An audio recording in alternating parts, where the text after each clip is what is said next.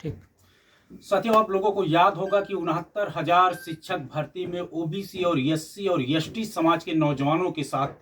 जो आरक्षण घोटाला हुआ था, उसमें 6800 छात्र लखनऊ के इस कड़कड़ाती की ठंड में खुले आसमान के नीचे 6800 नियुक्ति पत्र लेने के लिए अनवरत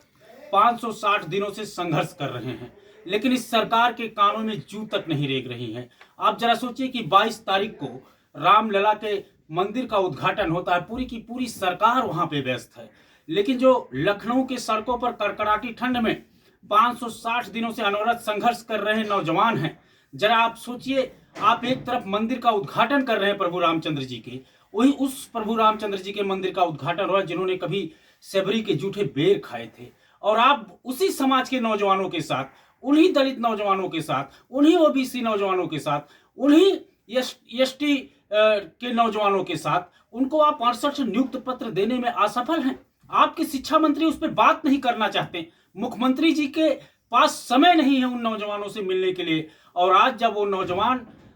लखनऊ में मुख्यमंत्री आवास के सामने घेराव कर अपनी बात रखने की कोशिश कर रहे थे, तो सुनकर आपकी रूह कांप जाएगी कि जो नौजवान अपने घर से लखनऊ और इलाहाबाद पढ़ने के लिए निकलता है और सोचता है कि जब मैं घर वापस लौटूंगा तो शायद मेरे भी आंगन में खुशियां छाएंगी, लेकिन मुख्यमंत्री आवास के सामने आज जिस प्रकार से उन नौजवानों पर बर्बरता से उत्तर प्रदेश की पुलिस ने लाठी चार्ज किया है, जिसे देखकर आंखों से आंसू निकल आते हैं। तो मैं आप यही उम्मीद करता हूं कि प्रभु रामचंद्र जी की कृपा से शायद आदित्य योगीनाथ जी के दिमाग पर वो सद्बुद्धि दें कि आप उन 6800 जो नियुक्त पत्र है उन नौजवानों को देने का काम करेंगे। और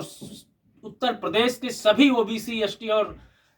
एससी नौजवानों के साथ मेरी संवेदनाएं हैं। मैं भगवान से यही प्रार्थना करता हूं कि सरकार को सद्बुद्धि दे, जिससे उन नौजवानों के भी भविष्य में, उन नौजवानों के घरों में खुशियां आए, उनको नियुक्ति पत्र दिया जाए।